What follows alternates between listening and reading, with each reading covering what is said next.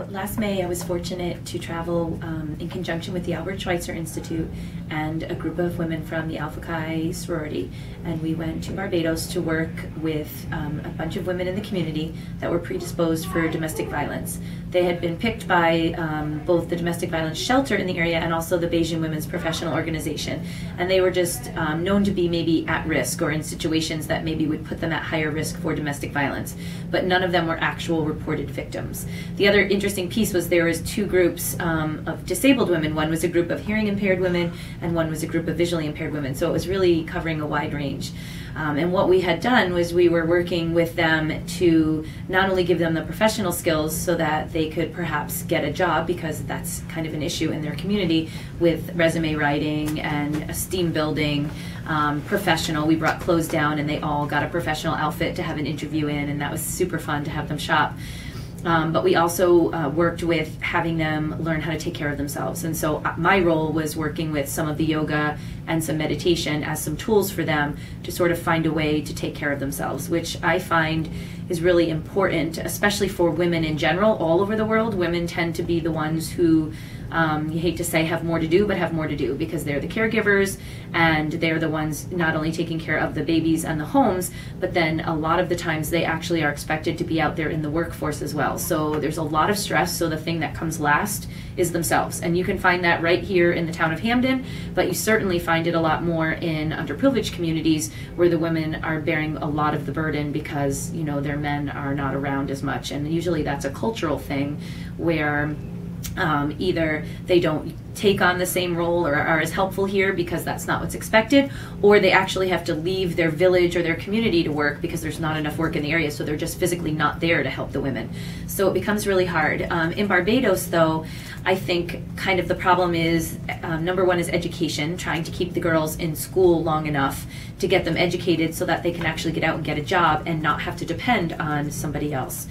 What tends to happen in the community is these girls are getting pregnant in high school, they're dropping out, they're having their babies, they're with a partner that isn't respectful, that maybe doesn't have a job themselves, and so they're just that vicious cycle of having babies too young, of never getting the education that they need to go forward. And so these women were really determined that they wanted to have some jobs, and it was a wide range of women as well. There was I think a girl as young as 17, but it went all the way up to, you know, women who had grown children and grandchildren.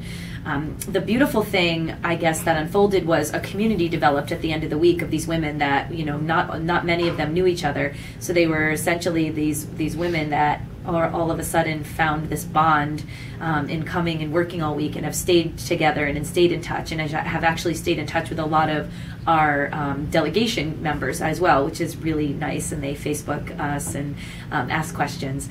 But they're still searching for a way to find the job, to move forward, and I think that process takes a while, and when you look at how do you change something, like I don't know. How you change something is really hard because it's changing the culture, it's not changing one thing.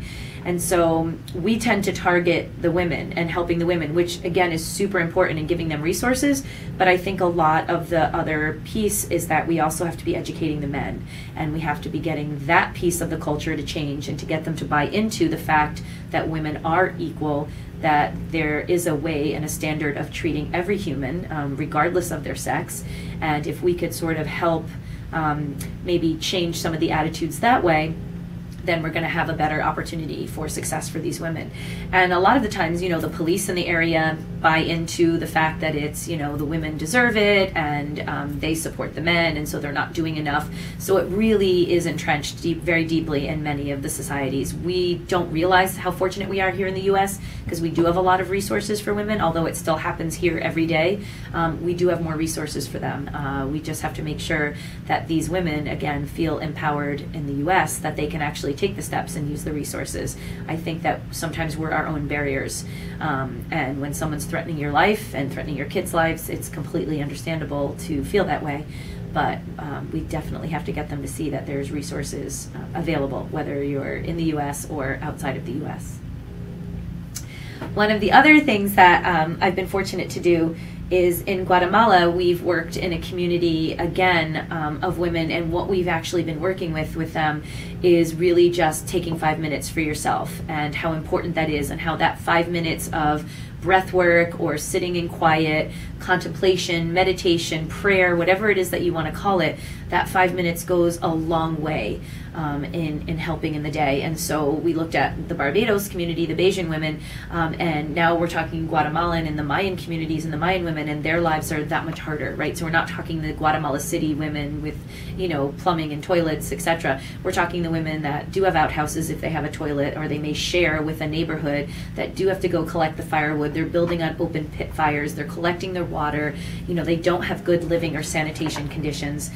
And so life is very difficult for these families. So I don't know if the incidence of domestic violence is any higher there. That I really don't know, but I know they do have a fabulous organization that works for the women there called the Survivors Foundation.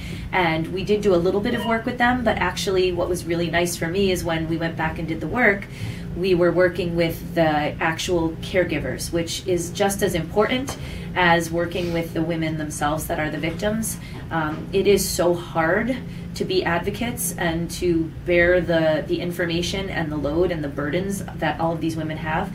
So it's important for the caregivers themselves to also take time to replenish, to find a way to stay connected to themselves, and to find a way to not carry all of this around with them. So we did some yoga, which was really fabulous, and they were really excited about it and enjoyed the information that we shared, just as much as the women in the little communities that we're at in San Lucas de Toliman or La Jolla de Flores, where we just sat and did some breathing and giggled and worked as a little community. And I think that that's what we find, is that really humans, especially the women, are the same no matter what culture you go to. Having that time with the girls is so important, and you don't realize how much you need it until you're sitting entrenched in it. And when they can laugh and they can let down their guard, and they know that there's somebody else watching their baby for 5 minutes, and they just get to sit and be themselves, that's a huge treat. And I feel that anyone feels the blessing of that. We all here look forward to our girls' night when we can just be together, and how important that is and how much it empowers us. And in that community where they don't have that, even that concept or that idea of just going out for an evening without their kids or their family, just that 5 minutes of community was really huge, and we saw a lot of impact with that. Do you want Nicaragua?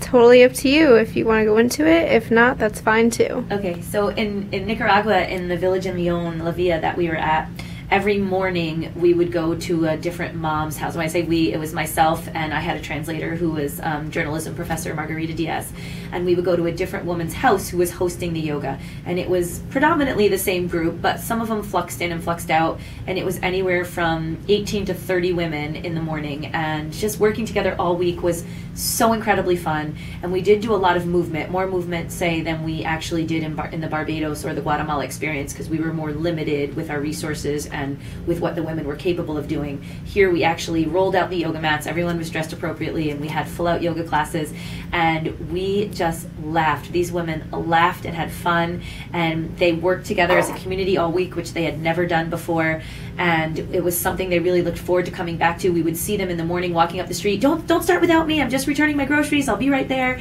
So it was something that everyone looked forward to doing, and so Margarita and I just had so much fun. You feed off that energy.